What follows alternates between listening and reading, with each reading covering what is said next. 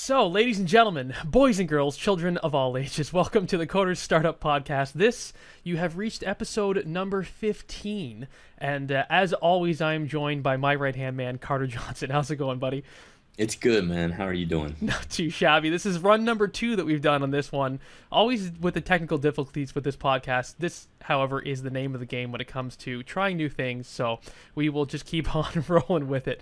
So today, this is actually kind of an interesting episode. We've actually recorded one ahead of this one already. We had a great guest who came in, yesterday, believe it or not. That's going to be an episode that we're going to be hearing/seeing next week in episode number 16. I don't want to give away the secret of who the guest was, but it was a great episode, and I can't wait for you guys to hear that one. It was, and to add just a little bit of a tease, I was telling a few people who we had on, and man, they were really excited. They were asking for the link already, and of Awesome. course, it's not public yet. So Now I do have the link. I mean, if you trust these friends, if you can swear them to secrecy, then I can give away the link to it. But we'll have a Sony hack. I think that's how good of an episode it is. So that's good. That's very time specific. For those of you who are listening to this in the distant future, you might not remember what the Sony hack was, but whatever. So basically today, what's going to happen is we're going to be diving into the topic of podcasting. Obviously, you are already familiar with a podcast because you are listening to this show. If you don't know what a podcast is and you're hearing this, you occupy an interesting position in the world, and you might want to reach out to us on @Coder Startup via Twitter to talk a little bit more about that. In any case, podcasting will be the topic of this show, and it's something that's near and dear to my heart because I love doing podcasts. I already have my own on the other business that I'm running related to technology and programming specifically. I think I've got like 65 episodes in the can already, plus, 16 of the Coder Startup recorded. So, I'm getting up to almost 100 shows now. So I have a thing or two to say about the podcasting platform. So, And you've built a lot of your business success through podcasting, I think. Absolutely. And I've seen that transformation since you started all the way up into, now, and it's amazing how much of your organic traffic and just word of mouth marketing has kind of stemmed from podcasting, which is just a testament to how powerful this tool can be. Absolutely. And I mean, for me, it's fun, right? So obviously, if podcasting is not something that you think is fun, then, I mean, it might not be the medium for you, but it doesn't actually take a whole lot to get into the realm of podcasting in terms of upfront cost and time. We'll get into that in just a second because I think, Carter, you hit on something really good there in terms of the sales and marketing aspect of this conversation. So I want to dive into that first, and that is exactly what you said, that a lot of my sales have been driven from my podcast in my programming business, and that I know for sure is the case because when I had my students signing up to my programming tutorials and whatnot, they actually had to specify how they heard about me. Okay, they didn't have to, but they chose to. They would specify, if it was Google, organic search, or, Yahoo, or if it was a referral by a friend, or blah, blah, blah, blah, and podcast just happened to be in that list. And when I went back and looked at the actual sales figures, the vast majority were not only, it was a split, it was almost an equal split between Google organic and podcasting. So, and that's really, really amazing because over 85% of my traffic comes in through organic Google searches. So to have that be equal in terms of sales with the podcast, that's an amazing figure. That's a significantly or statistically significant figure when it comes to my sales. So podcasting, I think, is such a powerhouse of a platform because of the longevity that you get with your customer, or rather the listener. Okay, I'm sure. Do you know the numbers in terms of people's attention spans and different mediums and whatnot? I do not. Do you? You do not. I think I can't. Don't quote me on this, but I remember hearing about this probably from a Pat Flynn episode. Something like the average attention span for a blog post is something around, I don't know, 30 to 60 seconds as people, scroll their mouse down and sort of read through a blog article. But if you take that same content and turn it into something like a YouTube video, well, then your attention span goes up to, it was something like, I don't know, 2 to 5 minutes or something along those lines. But then you take that exact same same content and put it into a podcast platform, an audio podcast, and then the attention spans just exponentially grow to sometimes hours. People will listen to episodes, especially on long commutes, for hours at a time. And if you really think about that, you are able to, I mean, how many blog articles would you need to write to match that same attention span, right? When you think of someone who, let's say, just for the sake of argument, that people listen to on average 60 minutes of a podcast a day, if they happen to listen to podcasts at all. What is that? That makes up what? That's 10 blog articles, 20 blog articles, 10 YouTube videos. I don't even know math. I'm just throwing it out the top of my head there, but it's significant. So that's why I love podcasting, and that's why I want to talk about it today. So where do you want to go? I guess we can go into the fact that what were we talking about before about podcasting? Before I went on this rant about monetary. Well, you said you wanted to dive into the marketing side first, right? Before we got into do you still want to stick with that agenda, or do you want to? Well, I mean, we hit on what I wanted to hit on, unless you have more in terms of the fact that it drives so many sales for me, and that you can really build, get people to know, like, and trust you through something like a podcast. So those are the main, I believe, benefits that podcasting brings. But if you have more, then hit us. Yeah. Well, I think it's important to understand why that is too. You look at podcasting, you look at kind of the podcasting storefront, if you will. It does all the heavy lifting for you. Like, the audience is already there. They're searching for the topics that they're interested in, that they want to learn. So really, you just have to come up with the content. And so it's not like you're driving people to your own website and really trying to build that from scratch. You're piggybacking already off of all the traffic that the podcasting storefront gets. So that's, something that's extremely important to remember. Another thing, like you hit on, Trevor, people love taking advantage of that dead time, not just in commutes, but, when people are going on walks or runs or cleaning around the house. It's so easy now with the iPhone to plug in headphones and crank out a ton of educational material. I just hired someone actually on my team, and she said literally she would go to work. She worked on an assembly line, and she would listen to podcasts for 8 hours straight. Wow. And that's how she like just started consuming all this knowledge and getting her education, so to speak, to go out and run her own business. And that's so cool. You can't do that with blogs. No. And I, for one, I think this is a good combination, because this is the first podcast I've done with you. I never had any back history with it. And this is a funny running joke between Trevor and I, but I'll show up for an episode and I'm wearing a t-shirt and everything. Trevor usually has his flashy Coder Startup t-shirt on. That's right. And Trevor will be getting stuff ready, and he's, focused, frantic, and everything else. And I'm like, dude, what's going on? Why are you so frantic?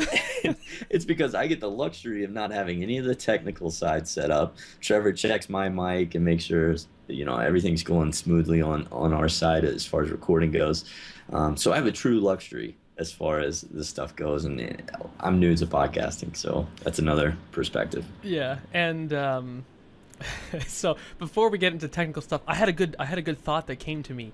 It was with respect to the amount of English speaking podcasts there are out there in the interwebs, if you will, and rather comparatively looking at those numbers compared to something like blogs. So I remember it was some ridiculous, like when you look at the total number of English language blogs out there. I forget, again, I'm just butchering the numbers, but it was in the order of, hundreds of millions, if not billions, okay? So hundreds of millions or billions of English language blogs. Compared to, I believe the numbers are somewhere around 200,000 or 300,000 English language podcasts, okay? So think about that. That's what is that, 6 zeros or 5 zeros compared to something like 9 zeros. Okay, so that is however many orders of magnitude in terms of less competition out there. So these days, I mean, even now, someone might think, there's too many podcasts out there, it's too saturated. No, It's not. It's nowhere near as saturated as starting a blog. If you think that you're gonna start a blog and be more successful than if you were to just start a podcast, I reject that reality 100 times over. Okay, that's just not the case because the numbers don't lie. Okay, so if you are looking to engage with your audience in the most maximum way possible, build that that authority, that know, like, and trust mentality in your audience, plus enter a very, very, very non-competitive, relatively speaking, marketplace. I mean, a podcast is just there's just no comparison. There's no better way today to get your message out there. So and Trevor, I don't know if we want to get into tactics right now as far as marketing tactics, but I think an important note, you pretty much have grown your entire podcast and blog audience just hands off. Like, yes. We were talking about that, and you're just now getting into really like being proactive. Where do we distribute it to kind of get that exponential type curve? But I think that's a testament to itself of how easy the marketing is if you can bring the content to the space. Absolutely. I mean, I would equate the success I've had with my other podcast in terms of hands-off marketing with the success I've had with my Amazon ebooks with respect to hands-off marketing. It's the same thing. I mean, I release my ebooks on the Amazon platform, and I sell 10 to 20 a day. And it's just, I'm not doing anything. I'm not marketing it, which is terrible. I should be. But I'm just so busy with other things like this podcast that I'm not able to get to it. So, it's just a no-brainer, especially for us coders who don't have the marketing know-how just yet. So, anyway, having said that, let's talk a little bit about the technical aspects. I'm sure people are wondering, well, okay, I like a podcast, but how in the heck do I launch one? How do I get the materials, the hardware, so to speak? And this is usually a point of contention for people. They think that they need to spend, thousands of dollars on this expensive hardware to get up and running, and that's not true at all. I started out with a very, very good quality microphone, which I actually overpaid for. I went to there's a store in Canada where I live called Long and McQuaid. I don't know if that exists in the States at all. Have you heard of that before? No. It's just a standard music store that sells, guitars and musical equipment and stuff. But they also have microphones. I walked in. I said, "Hey, I'm doing a podcast. Can you help me out?" They said, "Sure. Here's a USB microphone, very similar to the one I'm using right now, which you guys can't see it. I think there's two different types of microphones. One is called, again, I'm terrible. One's a condenser microphone. Another is a dynamic range microphone. The one I believe I'm using right now is called a condenser microphone, and it is a microphone that picks up a lot of sort of ambient noise. So I can more or less, distance myself from this microphone. I can take my face away from it and still talk into it, and the sound is still pretty good. It still sounds, as loud as it did before when my mouth is right up against the microphone. The disadvantage to that is that if there's any background noise that's loud enough, it will pick it up and you will hear it in this podcast. I believe Carter's using the same kind of technology with his microphone, and those ones tend to be cheaper. So I believe I paid somewhere on the order of $80 for mine, and it was just, like I said, straight USB, plugs right into my computer, and I just got a little, microphone pop screen, probably $20, and a stand, which I might have been included with the microphone. So I mean, all in, we were talking somewhere around on the order of 100 Canadian dollars, which now in the US is somewhere hovering around maybe $80 or something. Not that much of an upfront investment, because that's it. That's all I needed to use. It's all I needed to buy to get started. Now, when you go into the more expensive microphones, these are the more dynamic range microphones. These are the ones that, the real professional broadcast level quality people use.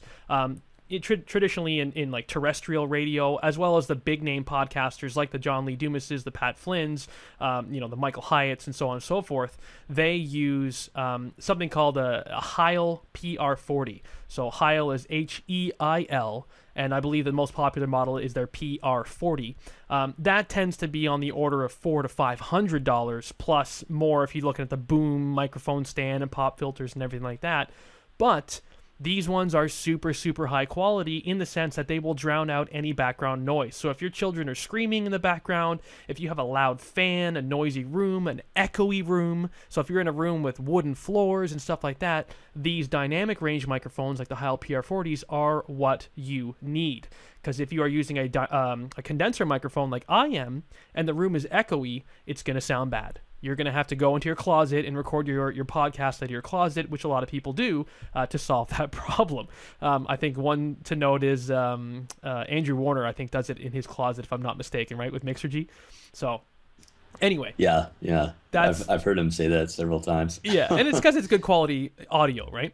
So there you go. That's more or less the investment that you're looking at, somewhere between $100 and maybe $600, depending on how crazy you want to go. Now you can always upgrade and do something like I purchased a mixer as well that connects via USB to my computer, and you can start spending hundreds and hundreds of dollars there. But typically, all in for a completely huge professional, more equipment than you're ever going to need type situation, I mean, it's less than $2,000.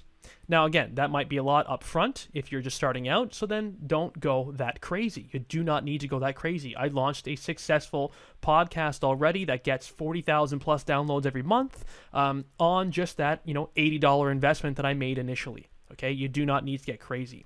If you're hosting a podcast where you're having like guests coming on with you that aren't in the same room as you, then you might need to consider a mixer, because then you need to be able to balance the sound levels.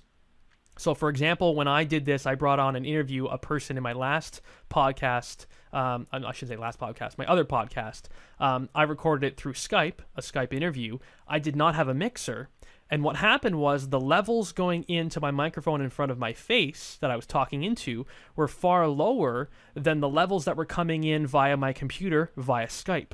So what ended up happening to that audio file was my sound was really, really quiet. You could barely even hear me. And then when my guest spoke, he was really loud, and it was just like, oh my God. So I needed to go through and edit the file, tediously go in and tweak all of my levels manually in some software, and it was just a nightmare. So if you're going to be having a guest co-host with you, or if you're going to be doing a lot of interview types of episodes, then you need to use that mixer. So again, you need to spend a couple more hundred up front, but it's going to save you so much time in the end when it comes to editing the episodes. So having said all of that, is there anything that any questions that you had that came into your head, Carter, from listening to that rambling going on? I'll be honest. If I wanted to do my own podcast, I'd probably just hire someone at this point, Trevor, because I am technically, so challenged in some areas that I think, the key is if you want to give it a shot. Like you said, you built a great podcast on an $80 simple setup, and that's something that pretty much anyone can do, really just to get the ball rolling and see if it's something that they enjoy and is yielding them the results that justify either investing more into it or just spending time on it. Right. And like I said, I mean, my podcast was a topic-based one, and it was just me. So the majority of the shows were just me talking, so I didn't need to worry about levels or anything like that. So I only needed that $80 investment, and I was good to go.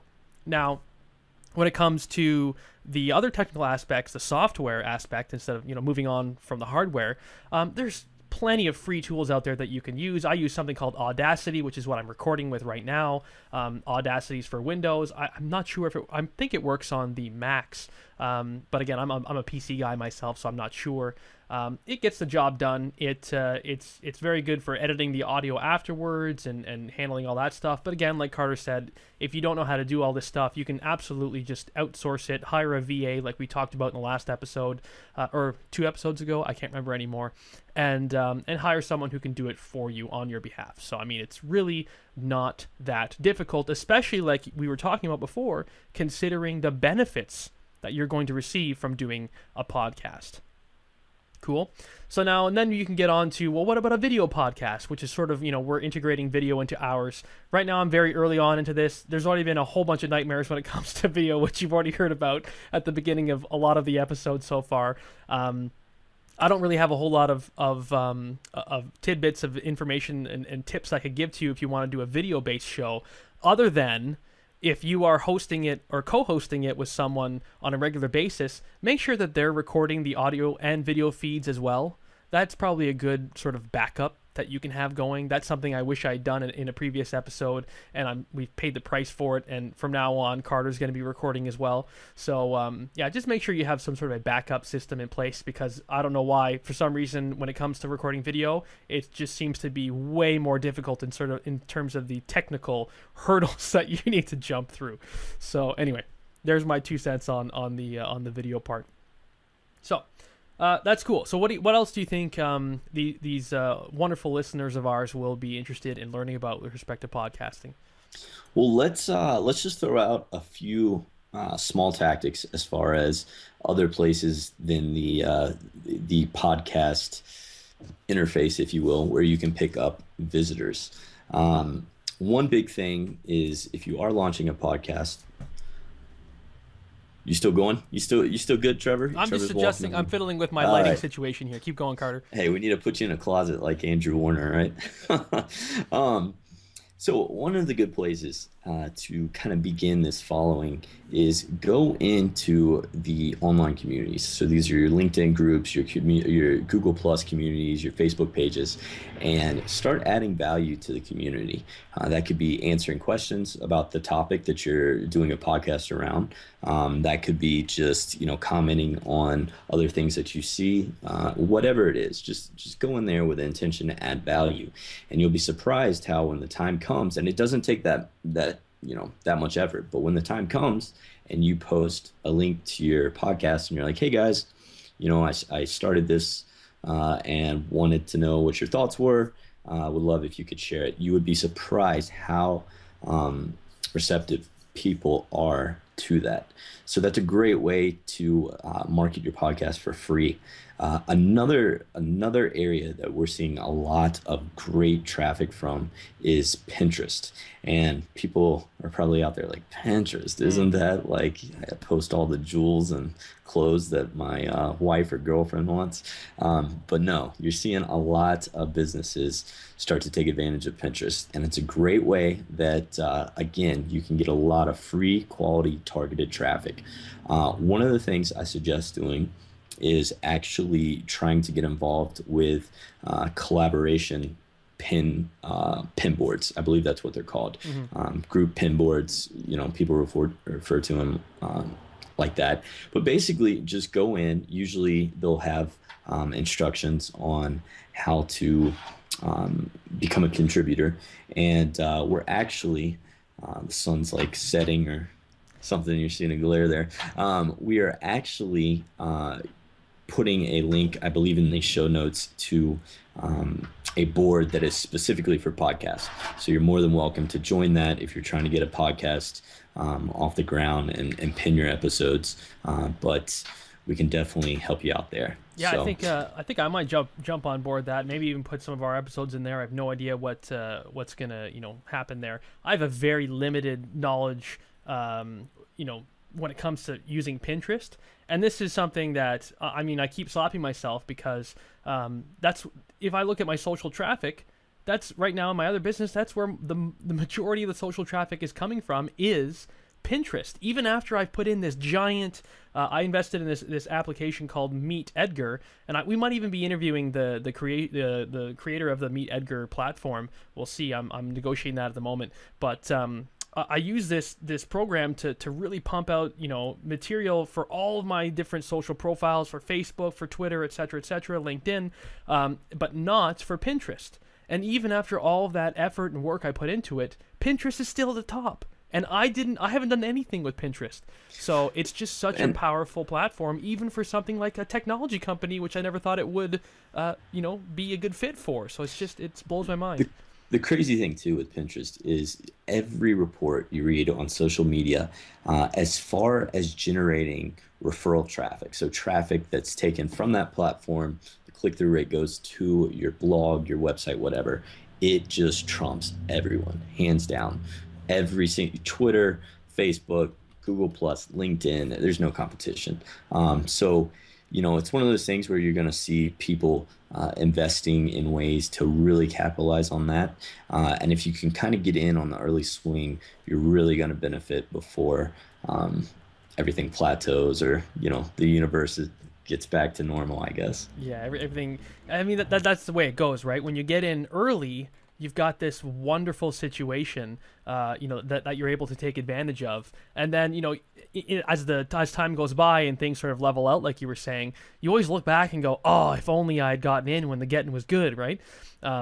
Totally. Google AdWords in the 90s, right? That's exactly it. Yeah, I remember I heard an episode where someone was getting AdWord, something like 5 cents a click, and it was high quality traffic from the U.S. or something like that. For 5 cents a click, it's just absolutely ridiculous. I'm going in right now as I'm talking, so if I sound distracted, I apologize. But I'm going in right now to look at my numbers, specifically for my social traffic, again, just to prove the point I was getting at. And I look at, do I have the number that I want to be looking at? I want to look at the number of conversions I've made from my Pinterest traffic. And I can't see it on the page right now. In any case, I can see that Pinterest is absolutely the number one place I get my traffic from. The number two is now Twitter, but that's only because of the vast amount of effort I put into, putting out tweets and all that stuff. But last I checked, when I had the numbers in front of me, not only is this, it's not like it's just traffic from Twitter that I'm getting. This is actually quality traffic. These are people who stay on the website longer than the average person would if they were to come in through, any other means. Okay, so these are interested people, and these are people who actually sign up for my email opt-in. Okay, so these are people who just in every sense of the word, quality traffic. So just I'm always so blown away with Pinterest, and I'm always so blown away that I haven't leveraged it yet. It's like, come on, Trevor. That's what I think is hilarious. You accidentally are succeeding That's right. at Pinterest, and it's just, man, we got to 80-20 that. Maybe we'll do a whole episode on just how to market via Pinterest. Absolutely. I think we need to do a whole bunch of If that would be episodes. beneficial, because I have a whole running list that my team uses that works really well for us. Yeah, and I mean, not just on Pinterest as well, but also on, all the other, social media platforms, Twitter, Facebook, and just see what it is that we're doing that we are seeing results for. Because I already know one thing with Facebook that I know gets way more interactions and engagements with people, and is, syndicated out and seen by more people. I already know some stuff about that I'd love to share. It's a great teaser. Don't let Trevor fool you. He is a Facebook ninja. Yeah. It's funny. I get all these messages from people, and they're like, "Hey, will you teach me Facebook or whatever?" And I'm like, I just copied Trevor. If you have Trevor, reach out to him. Yeah. But we definitely should do an episode on that. Absolutely. Yeah. There's so much I'm so excited about this podcast, man. I love the Coder Startup. I love talking about these topics. It's just, I'm in the zone. I'm what's the word called? The flow. I'm feeling the flow whenever I'm recording these episodes. And I love it. So I think that's a good place to sort of oh wait, we shouldn't stop just yet. Okay, hold on. One more thing before we go, just because I love it. You might be thinking, okay, so let's say I buy the equipment, I record the episodes via something called like the Audacity software, or maybe there's other ones that you can actually pay for. If I can remember off the top of my head, there's something from Create. Anyway, it doesn't matter. That's paid stuff. Who wants that? Once you've done all that, well, what do you do now, right? What do you do with all the files? How do you turn it into a podcast? Well, that's where you need to get a little bit more, tricky. Stuff gets a little bit more complicated. I would really recommend joining like a podcasting community that can really help you to outline exactly how to follow those steps. That's actually going to be in the next episode. You'll hear all about that in a week's time, so no worries. We can fill you in on that. But basically, it will involve essentially creating an RSS feed for your podcast, which sounds complicated if you're not familiar with that already, but it's not too difficult. There's a whole bunch of ways to do it. Again, you'll learn all about it in this podcasting community that we'll talk about in the next episode, and then you just submit that RSS feed to iTunes. Okay, so you open up the iTunes, you go to podcast, you say submit a podcast, copy, paste, submit, done. Okay, and then typically you're approved within, anywhere between 24 and 72 hours later. Your podcast is approved and it's live and searchable and findable, if that's a word, findable, inside of the iTunes platform. So it's really, it's not too difficult to actually, carry out this whole process. The only thing that you need to be aware of is the cover art needs to be, right now the iTunes standard is 1400 by 1400 pixels. Okay, so you need to have, potentially go out on something like Fiverr.com, or, hire a VA through one of the places that we've already mentioned, Elance, Odesk, who knows, just to create the podcast artwork. And then you can, tie that in with your podcast through, like I said, the stuff that you're going to learn in the next episode, and then you're off to the races. Okay, and then if you like to, you can even go further and submit it to other directories such as Stitcher Radio. That's a good one that is gaining a lot of popularity, and I think it's Stitcher that's going to be embedded into car dashboards. I think it's via the Stitcher app. So cars rolling off the lot, new cars are going to have Stitcher Radio embedded right into the console displays. That is an excuse for me to buy a new car. I've been waiting for some technology. I'm like, yeah, self-parallel parking, notifications of tailgating or whatever. Yeah, that doesn't excite me. But podcast on demand, where I click a button, I like that. So education on wheels. So good. Because right now, you either have to Bluetooth your phone in, or you need to go via the 1/8 of an inch adapter plug in through the auxiliary. It's so complicated. So complicated. But now, and it's getting to a point where I think it said something like 100% of the cars will have podcast support built into them by 2025 or something like that. 100% of the new cars, I should say, rolling off the lot will have this. So podcasting, just like we're talking about Pinterest and being so exciting, podcasting as a platform is just going to go up and up and up and up in terms of popularity and adoption and use. And when you look at, I forget again the numbers. Again, I'm being off the cuff here, but it's something like, if you ask 10 people on the street if they know what a podcast is, only 4 of them are going to say yes, and maybe only 3 of them or 2 of them will listen to a podcast on a regular basis. So the room for growth for podcasts is astronomical, and it's so exciting, and that's probably feeds in my energy as to why I love this show that we're doing right now. So I'm just so excited for the future, and I hopefully you guys will be just as excited, and you can start your own shows, and you can reach out to us via Twitter, like I said, at Coder Startup. If you have any questions about starting up your podcast, or if you just want to say, hey, I did it, I launched it, I'd love to hear about it, and I'm sure Carter would as well. Or you can go to the blog, coderstartup.com / what are we, 15 right now? I believe so. 15. Yeah, /15. Yeah. Leave a comment. We'll get them on the Pinterest collaboration board too, so you'll get a lot of traffic and boost off. Yeah, let's do a link to that too. How do you want to set that up? Let's do coderstartup.com / Pinterest board. We'll just do that. Pinterest board, all one word, no hyphens. Pinterest board. Yeah, and we'll just forward it to that one, and you'll see directions on how to join. So sounds good. And if we think of anything more creative than Pinterest board in the future, we'll let you guys know. Cool. Pinterest board. There you go. Awesome. So thanks so much, Carter. Always a pleasure doing these things, and thank you, ladies and gentlemen, for listening in to the the two of us banter back and forth about podcasting, and I can't wait to see you guys in the next episode, because it's gonna be a good one. It's a treat. It's gonna be a treat. So take care, ladies and gentlemen. Happy learning, and bye for now.